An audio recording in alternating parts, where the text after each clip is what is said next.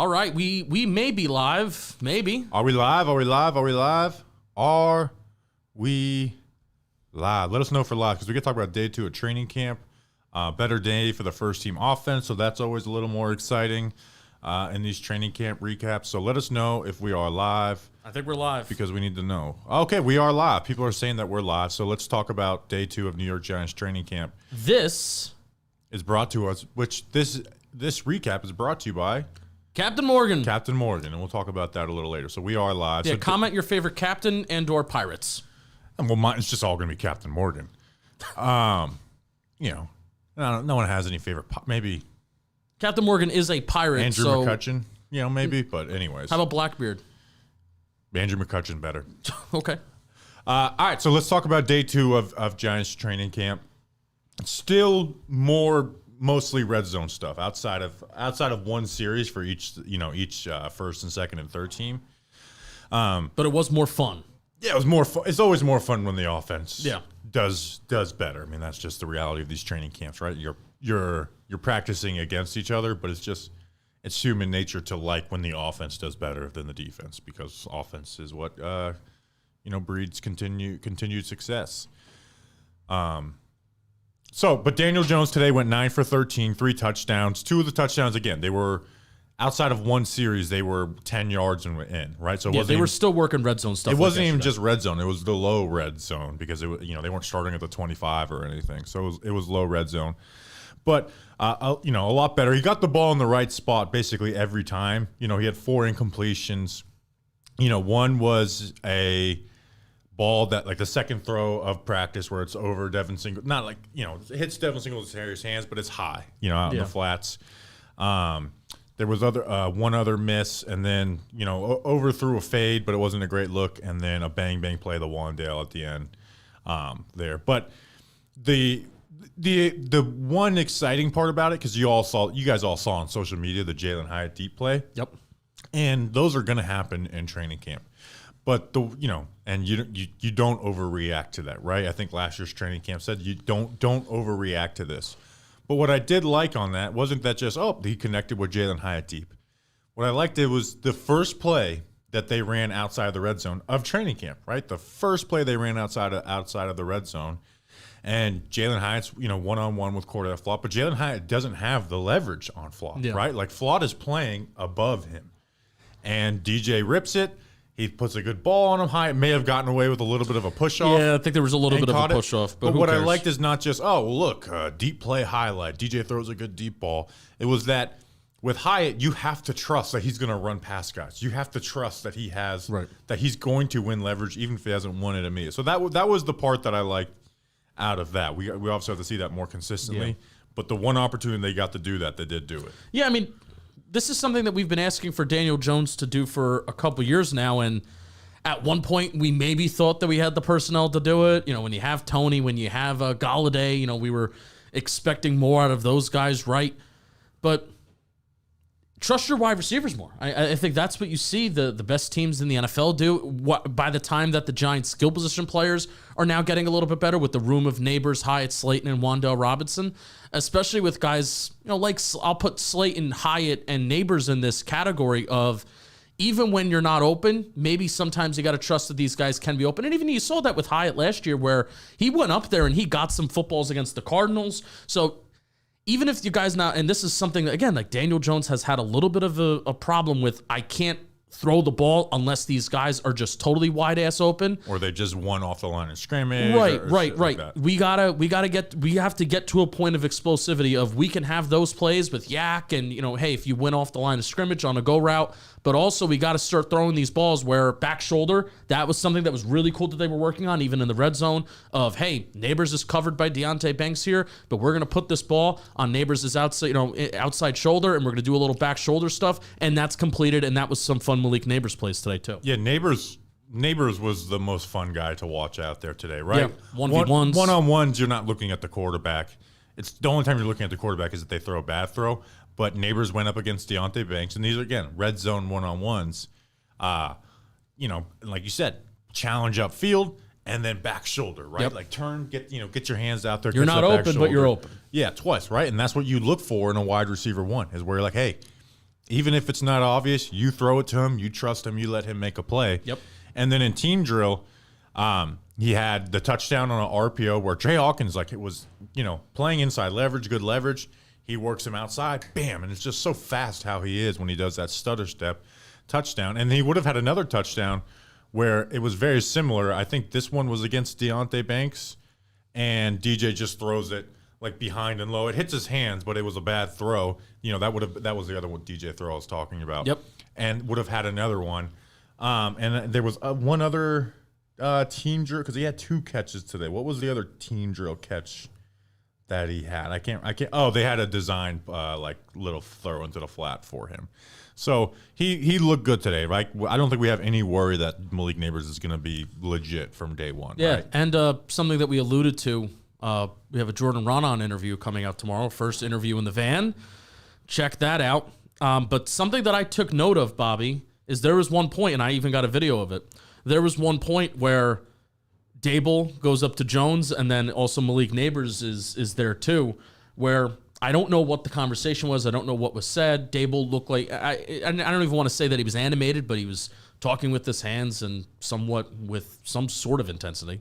And then the next 2 plays, you see that Malik Nabers is getting the ball on like a little check down, and then even like they did like a reverse towards towards the middle of practice, but it was the end of that period. So it was a little bit more of a emphasis on getting Malik Nabers the ball today as opposed to day one. There wasn't a ton of it. There was just the one target where he had the drop. They didn't really throw to a lot of wide receivers yesterday. It was Wan'Dale Robinson and then checkdowns to running backs. Well, and that's what it was day one. Honestly, that's what's been the majority of this anyways, right? Yeah, like I want to get out of the red zone. I want to get out of the red zone. I keep track of catches. It's Wan'Dale Robinson through 2 practices has 6.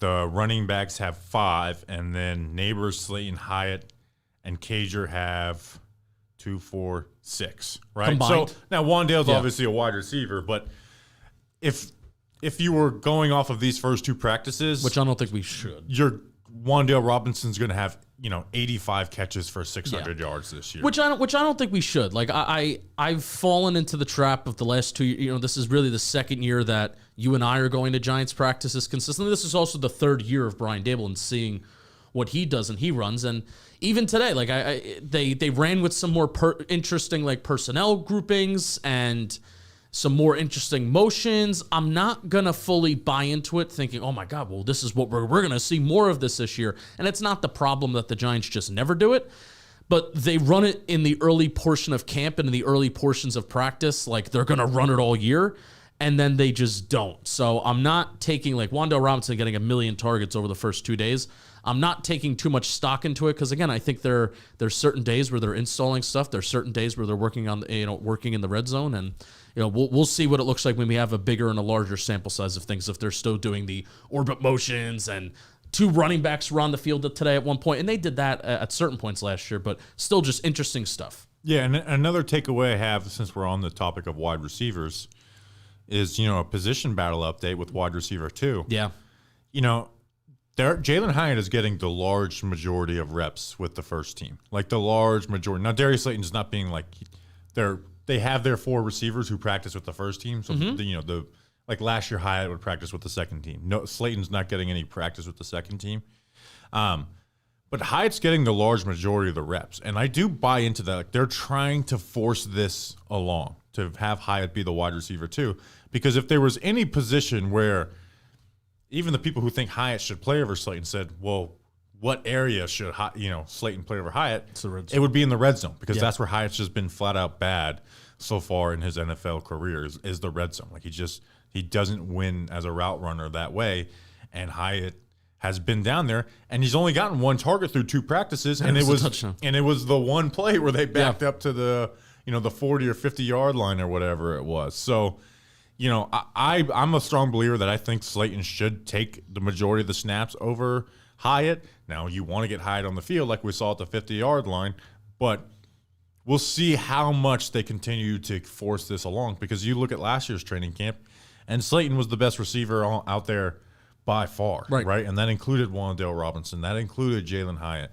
That included Isaiah Hodgins, and he was, their leading receiver on the season as well. So, it feels like, the Bernie Sanders meme. It was like, I am once again asking for Darius Slayton to get his credit on this team. And I don't think it's one of those things where the coaching staff is slighting him. At least I hope that's not the case, number one. And number two, I hope he doesn't feel that's the case.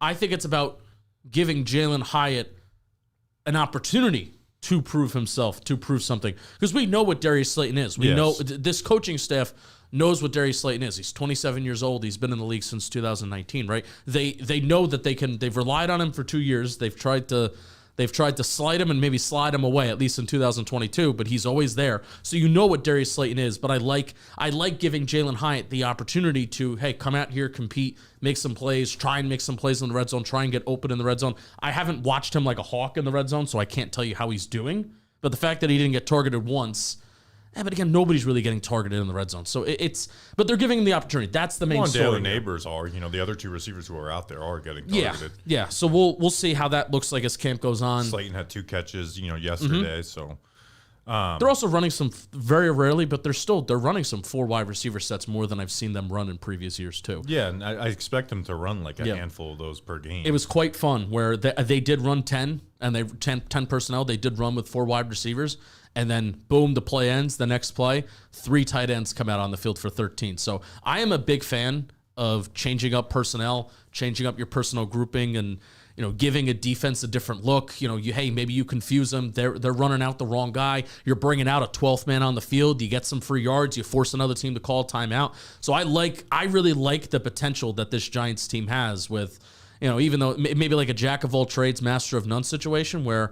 You have a good amount of decent wide receivers. You have decent tight ends. But if you can kind of use them and you can have 10, 11, 12, 13 personnel, you have those 4 personnel grouping frequencies you can go to in a game, I think that makes your offense pretty diverse. Yeah, absolutely. Just DJ overall, again, was better today, got the balls in the right spot. But you can there's, for a guy who's not inaccurate, he hasn't been like pinpoint accuracy. Yeah. Like like last year's. It's all short stuff. That's the weird thing. It's like these dump offs where it's like, all right, that's why I'm not freaking out and I'm not sitting here being like, oh, Daniel Jones, because it's like these 2 days in a row where it's like you're missing dump offs to running backs. It's like you're gonna figure that out. You haven't faced live act. Even the Nabers touchdown was a little behind him, and then there would have been another Nabers touchdown where it was low and behind him. Yeah, if we're in the second week and we're in full pads and we're still seeing some inaccuracies from DJ. Like today was a better day than yesterday. If we're still seeing this, then it's like, all right, then let's have a conversation. But dude's coming off an ACL, and it's important to note that there has been no 7-on-7. It's only been 11-on-11. We're going to talk about that with crazy for Ron any on. camp, let alone the Giants who, ran a very light practices last year. But the rationale makes total sense. Yeah. Do you want to get into that rationale, or do you want to save that for the pod? Let's save that on the pod. That's more big picture stuff. Yeah. Also, because this is a recap, just want to note Jermaine Elmanor, didn't practice in any team activities, but he's out there, bruised ribs, so that's a big sigh of relief. Don't sigh too big, Jermaine, because that's going to hurt the ribs. Bruised ribs really suck. Josh Azudu in at right tackle while Elmanor and Neal are out. The other things on offense. Oh, so with like the running back rotation, again, without pads on, you're not taking there's not too many takeaways to have from the backs. I have a takeaway. But one, Tyrone Tracy or Eric Gray was the first guy to go out, and then the next play, Devin Singletary and Tyrone Tracy go out at the same time. The one takeaway for me would be Tyrone Tracy did fumble the ball, right? And this is not full contact. And we talked about on our position battles episode that for Eric Gray, it's like you can't be what you are as this negative as a blocker, and I think the RB2 battle might be just like who's more playable on a down-to-down basis, and having a fumble on the second day with no pads, I don't like that at all. I thought maybe he fumbled that after they called the play dead, which, hey, maybe, the whole but he did fumble. The defense jumped on it. They didn't, the defense was treating it like he actually fumbled in play. Which, anytime the defense makes a good play, but even in practice, then, regardless, don't let them rip the ball out of you even after. I thought he had a good practice though, outside of the fumble. Yeah, he had a nice catch from Drew Lock in the flats where it was a little high, and he kind of tipped it to himself and had a catch. He had another catch from DJ. He looked like the most. He's a former wide receiver. He should, but he looked like the most comfortable in 1v1s versus linebackers, which it's tough for those linebackers in those 1v1 drills in the end zone, but he did look like the most comfortable and successful running back in those 1v1 running a running routes drill. So that was fun. So Tyron Tracy had a good practice. Our socials guy said that Eric Gray was like frustrated with Drew Lock for missing pass. And we could talk about Drew Lock. Yeah. I think I'm going to stop doing Drew Lock stats because it's just clear DJ's the starter. But he went 6 for Lock looked really bad today. Yeah, it wasn't lots great. of missed throws. He had one touchdown. Even the touchdown was a wide open, not talking about like was he a just bad got throw. by 2 yards, like some type of broken coverage where he's wide open, and he just pops it up into the back of the end zone from 10 yards away, and Houston had to make like a crazy Dennis catch Houston. on it. Yeah. And now to his credit, the backup offensive line is awful, and he also just like will run around like he's Lamar Jackson or whoever, and it's like kind of just run the play. But even when he did just kind of run the play and throw the ball where he thought it should go, there was just a lot of misses. Aggressive throws, but a lot of misses. Like he was throwing the ball more aggressively than DJ, but he was just missing essentially every single one of those throws. Like he had 6 completions today. I think 3 were to run, like two were just flat out screens. 1 to a running back, and the throw to Houston, and like a couple other completions that he had. Yeah, I know we're not moving on the defense yet, but this is just a quick note. Azeez Ojulari is going to break the. I'm so excited to see him just dominate these backup tackles. Where I think they might just put him on the first team unit and rotate him a little bit, which I think they should in the first place. Like Azeez should be, especially without Eleanor or Neal out there, Azeez should be kind of playing with the first team defense the way that Slayton and Hyatt aren't practicing with the second team. Yeah, he's going to break the camp record of sacks if he's going up against this Giants second team O-line. Hey, he at least had 2 today. Yeah, he's not improving by beating Matt Nelson and Yanni Kajus. No, not at all. So I think and I would like to see some, once we get into some 3rd and long situations, which they haven't done yet, which I think they did day 3 last year. Let's get Burns, Kayvon, and Azeez on the field at the same time. Yeah, little pseudo NASCAR. Let's see. Other offensive notes that I had. Dennis Houston had that touchdown. He also had a throw that DeVito threw into like double coverage where it's like, ew, what's that? And then Dennis Houston just came down with it, so that was nice. Chris Manhertz is a blocker, man. Yeah, they shouldn't have him run routes. Like there's you're wasting time having him like run routes.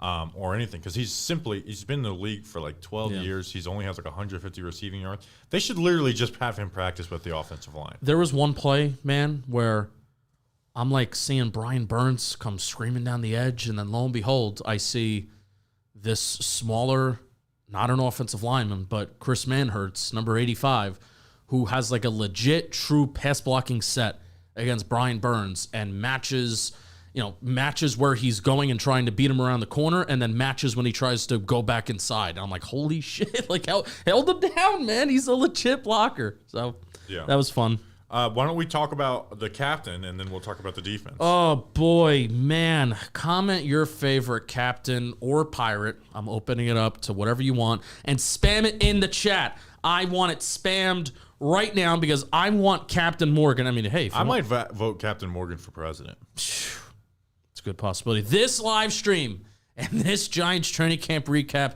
is brought to you by Captain Morgan. Did you know that they're the official spiced rum of the NFL? We're working with some blue chip, big time brands. The NFL season, it is upon us, and you need the right players in the game. Sometimes you just need to spice things up. Don't make it your same old boring game day routine. You want to know what? If Captain Morgan is a part of our game day routine, we started really tailgating in L16, talking Giants crew in 2022. Guess what? We started winning some football games in 2022, and it's because Captain Morgan. The first shot happens at 9:30, and then a couple more after that. When it gets bland, try Captain Morgan Original Spice Rum. It's delicious and crisp, and it's perfect for game day with friends. Spice up your life. Change it up every once in a while. Please continue to spam captains and pirates. Visit CaptainMorgan.com to find Captain near you. Please drink responsibly. Captain Morgan Original Spice Rum, 35% alcohol by volume. Captain Morgan Rum Company in New York. New York, you'll be glad you did. Pretty cool that we got Captain Morgan on board every single episode this season. Thank you to Captain Morgan. Someone said Captain Obvious, which... You know what? You want to know a funny story? I love Captain Obvious. And when I was doing Simple Man Radio back in the day and trying to get interviews and stuff, I was like, okay, let me find like some just random person to I'm gonna reply to every single one of their tweets trying to get on the show, and it was Captain Off. I asked for a few months straight. I replied from Simple Man Radio to every Captain Obvious tweet, trying to get him on Simple Man Radio. He didn't come on, so because of that, I go with Captain Morgan as my number one. Bang. All right, defensively, Tyler Nubin was out. They said he was cramping up yesterday, so they gave him the day off, which I was really interested to see because they had Belton at the first safety, their starting safety day one if they were going to, get rid of that charade. But I guess Nubin wasn't out there. But outside of him, all the other guys who weren't on PUP were out there. What do you think of Banks? Because, we're expecting him to, we're not expecting, we're needing him to have a big year too. And I thought he struggled. He gave up those Malik Nabers plays, right? Which were, hey, those weren't awful coverage, but a receiver, made the plays. And you got to make a play on the football. And even the Lawrence Cager, right? The touchdown that had Lawrence Cager had today, he just kind of beats him on this little, skinny post and beat him badly. So we haven't. It's hard to have big takeaways until we see them get out of the red zone, but we haven't seen Banks make a play on a ball yet, and he's been thrown at a good handful of times. No, and that's the issue where, Deontay Banks hasn't, stuck out to me like a sore thumb in terms of leaving guys open, but he hasn't made a lot of plays on the football in his career. And all this even includes college. He doesn't really have an interception track record, doesn't have a ton of pass deflections, and it may be an issue where even if a guy, if you face these receivers like we're talking about with Malik Nabers, if you get a quarterback and receiver that has the trust in each other of even when you're not open, you're open, cornerbacks, you're kind of sometimes expected to make plays on that football, and Deontay Banks kind of needs to. Yeah. So, but we'll see as camp goes on. Yeah, we'll see as it goes on. And we get out of the red zone. The rest of the corners, particularly the nickel corner, and how that's shaping up is fascinating. So I can't remember if I talked about it on the position battles when we were talking about McLeod. I think you maybe threw it out there. Where I think McLeod would be better in the nickel in the first place because, one, I don't want him playing on the outside with off coverage because he just doesn't have – I don't think he has the movement skills for that. But what he does do is he can get and press guys up and be physical as fuck. And that's what he was. In one-on-ones with Wandale, and I got called for holding on one. But even on the one he got called for holding on, it's one of those things where it's a one-on-one route where, the receiver gets to move 17 fucking different ways where you don't get that in a game. And so on the seventh break, Wandale McLeod grabs him a little bit. He fell. But there was another one where he just totally dominated him. That one of the DJ incompletions to Wandale today was like a bang play at the 3-yard line, and McLeod gets his hands on it. With some tight coverage. McLeod may be just flat out winning that starting slot job, right? And we talk about, would have Nubin been the starter day two? Well, we're 2 for 2 on McLeod having the start at nickel and getting only the first, he's the only one getting first team reps at nickel. Yeah, this was a good practice for Nick McLeod at the slot, especially because Wandale's getting targeted so much. I do think McLeod's controlling Wandale. When he gets his hands on him, it's tough for Wandale to kind of break out of it. There's an obvious size disadvantage there for Wandale. Wandale's just going to have to see if he can work around that in the NFL in general. But even though I am hey, if this is going to be the setup and Cordell Flock can hold his own on the outside, I would be cool. I don't know, but here's the other thing. We got one play outside the red zone, and Flock got just beat by high. Again, maybe a little bit of OPI, but in one-on-ones, Flock was getting beaten consistently by Slayton. It's a huge worry going into camp, and as we go through camp, I think it could still show up as a worry. It's cornerback 2 is probably going to be a weakness on this defense, and we need Banks to be a clear-cut cornerback 1 so we can give that side, the other side, the appropriate attention that it's probably going to need. Yeah. I still think it's going to wind up being McLeod on the outside, and then find a way at slot. Whatever the depth chart presents itself to be. The backup slot is an interesting conversation as well because it's not Darnay Holmes, it's just Drew Phillips. I do think there is going to get to a point, Bobby, and then I'm interested to see how the cookie crumbles from here. I think we're going to get to a point where they're going to give Drew Phillips a shot and give him some first team reps. I do think we're going to get there. So then does McLeod move to the second team? And then is he an outside corner? Is he a nickel corner? Is Darnay Holmes going to continue to be an outside corner? Because the first 2 That's the days one thing he's I been an don't- outside corner. That's the one thing I don't like personally. Like Darnay Holmes does not. He should not be an outside corner. Well, then where are you putting? Are you going to put him with the third team? yeah, Okay. yeah, that's exactly where I would have him. And if McLeod is versatile, then maybe he's the 5th or 6th corner. And Yeah. if he's not, then you just cut him. Yeah, because then right now they have Trey Herndon with the Jaguars running with the third team. Yeah, but at the same time, I don't want Darnay playing in a position that he's not going to play. Unless they just view him as a camp body, then that's one thing. But other position stuff, this is a surprise camp battle. And that's Deontay Johnson, right? The UDFA last year out of Toledo, a linebacker. Yesterday on the second team, he got a really great pass breakup on Drew Lock, like read his eyes, broke on the ball, and got his hands on it on a play that was meant for Isaiah Hodgins. And then got a little bit of first team reps yesterday, but it was day one. They were kind of mixing and matching personnel a little bit on defense. Even that's a little surprising. Yeah, too. surprising, but didn't really read into it too much. We mentioned it on here. But today, now you can read into it. Deontay Johnson didn't get a single snap on the second or third team. What he did do is they alternated series with Micah McFadden. And I think at the end of the day, Deontay Johnson got more plays today than Micah McFadden. One of the questions going into the season is how does Micah McFadden fit in this defense that's probably going to ask him to read and react a little bit, and then does his lack of size get him in trouble? Like Deontay Johnson is challenging for that linebacker 2 spot, and I don't hate it, right? Like, I think Yeah, you don't think it's a little overzealous? I think it's fine to be a battle. I think it's fine to be a battle. We're not starting, we're not taking away Bobby Okereke's reps. If McFadden wins it, he wins it. And again, outside of coverage, which the first 2 days are, which, McFadden struggles in, you can't have any big takeaways with the linebacker spot until they start popping pads. And I think preseason games tell the story a little bit more even than practice with running the ball. But I think it's fine with the battle. I think Deontay Johnson plays true linebacker. We liked him as a UDFA, right? I reposted or retweeted a cut up of him versus Ohio State and other teams where, he did well. Like he should have intercepted C.J. Stroud, but he ended up dropping it. And he made good plays in the run game versus their good offensive line that I think had like 4 guys drafted off of it. So it's a battle that I wasn't expecting, but I am totally fine with these 2 guys battling each other for playing time last year, right? We thought he might be able to get some run last year, but no one got injured. They brought in Isaiah Simmons, and he just spent the entire season on the practice squad.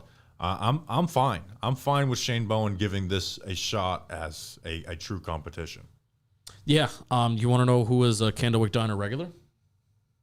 Deontay Johnson? Deontay Johnson. No wonder he's so good. Kid is very down to earth, humble, and was coming in with his mom and dad a lot last year. Still Great guy. Still has meals with mom and dad. Love that. That's how you know he wants it. Family man. Other defensive notes. On the third team, Javarius Owens, baby. Yeah. I need him to get off the fucking third team. Yeah, who is the second team safety? It's Elijah Riley. What? Yeah, it's because Jalen Mills is not here right now. It's so Dane Belton and Jason Pinnock are the first team, and then the second team. Who's next? Who would come next after that? I saw someone say it was Elijah Riley, and the other one. Wow, my phone's not charging. I'm gonna look it up because someone tweeted about it. Isn't it 38? No, 38's a corner. No, that's Caleb Hayes. Yeah. I'm gonna look up because Arch Stapleton. He made 2 plays in a row.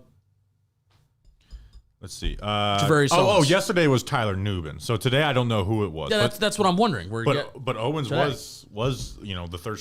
So he made a nice pass breakup in the red zone. Mm-hmm. They did this the touchdown that Daniel Bellinger had versus the Vikings in the playoffs, where it's like this really drawn out play action boot type stuff. Yes. And Javarius Owens never fell for it and totally chased down Tommy DeVito. Would have either been a sack or a tackle for loss, whichever way you would have called it. Probably would have thrown it away in a real game. But, I just love his instincts, and he finds a way to get to the ball. And you saw it in preseason games last year. He just finds his way to the ball. He plays fast. He plays instinctive. And, he will get to the practice squad if he's cut. But I would love for him to be the fourth safety on this team. I really would. And I think there is a role for him even to be as, that third safety. But he's just kind of been living on the third team. Yeah, we got to get him off that because he plays better than that. Yeah, put him over Elijah Riley. Javarius Owens deserves to be over Elijah Riley. other defensive notes that we had, we talked about Aziz. Drew Yep. Phillips had a nice, what would have been a run stop on a speed sweep. None of the speed sweeps or reverses are working, by the way. We talked about McLeod. I think that's it. Why don't you guys ask us some questions? Yeah. And we will. It's been about a half an hour. Also, not to plug our Patreon, but I just put my raw notes of day 1 and day 2 out on there because I'm keeping track of them. I think going forward, I'm going to put them up every day, but I'll also like turn them into sentences and not just bullet points. So, Patreon.com/TalkingGiants. yeah, so if you guys want to get a little more, concise, And also, if you want to hear more of us, we're about to go live on Patreon to record our probably in like regular an hour episode. and a half or so because we got to do PPPs. But yes, so Patreon.com/TalkingGiants. Talking Giants. Questions. All right, hit us with the questions. We're at 30 minutes. Yeah, All right, we are. We got two time for 2 questions. Greg Van Roten. I think he's going to be a Giant. I think he is too because I think they're going to make the decision for him. Does Hyatt look more explosive? Even with added muscle, he looks very. He's still Well, very thin. He's still very thin. I don't think you can look more explosive when he's as explosive as you are. Does Allen Robinson have a shot to make the team or see camp veteran body highlight clip? I mean, He's a great resource for Drew Lock and Tommy DeVito to have this summer. I don't think he's a chance unless people get hurt because you would take Isaiah Hodgins over him, and that makes 5 wide receivers, and then the next one's going to be like a Isaiah McKenzie, Gunnar Olszewski return. So I don't think he does, but like he looks like he's in decent shape out there. He's getting targets and catches. So, by the way, someone mentioned Giants third-string quarterback. Nathan Rourke has gotten to throw 1 pass this entire time. I think there might be just keeping him for the first preseason game, and then they're going to cut him because there's no use for him in practice. Dex didn't hurt anyone today. That was good. Positive. I'll Bellinger mention, team. So they're rotating the tight ends a ton. Where it's yeah. Cager. Manhurts probably gets the most reps with the first team, honestly. He does. And Bellinger. But it's not clear-cut Bellinger. Like, they're getting all those guys involved. What will be really interesting is when Theo Johnson's out there, how is the rotation? Because you can't like at some point you got to let some guy be the starter out there. Yeah, and we talked about this with Jordan, but Neal was inside for a portion of the practice, and then he was outside, didn't have a jersey on. And read into it or don't read into it. He was running yesterday. He wasn't running today. At least he wasn't running when he was outside and what we could see. Maybe there was a setback. Maybe there wasn't, but I don't know if he's close. Yeah. Norman Paul says, "Who's the Giants' third-string quarterback?" Which is that a trouble? Because we have the most popular third-string quarterback in the NFL. Like he was in a Super Bowl commercial. Tommy DeVito. What other NFL franchise had their third-string quarterback in a Super Bowl commercial? Yeah, we have maybe the most famous third-string quarterback of all time. Ever. All right, one more. Come on, hit us with some questions. We're not getting questions, but maybe that's just because we covered everything. Saw 2 questions about Lawrence Cager, and we just answered that. He's there. He had a touchdown today on Deontay Banks. He's there. He's obviously like the best receiving tight end they have until Theo Johnson gets out there. Isaiah Hodgins is just solely working with the second team, and Drew Lock doesn't get the ball out quick, and so he's just not doing very much. All right, that's just a recap. We will do a full podcast interview with Jordan Renan. So check that out tomorrow. We're gonna record some PPP. So appreciate you. We'll be doing this again tomorrow. We'll see you then. Until then, let's go Big Blue. Like, comment, subscribe, please.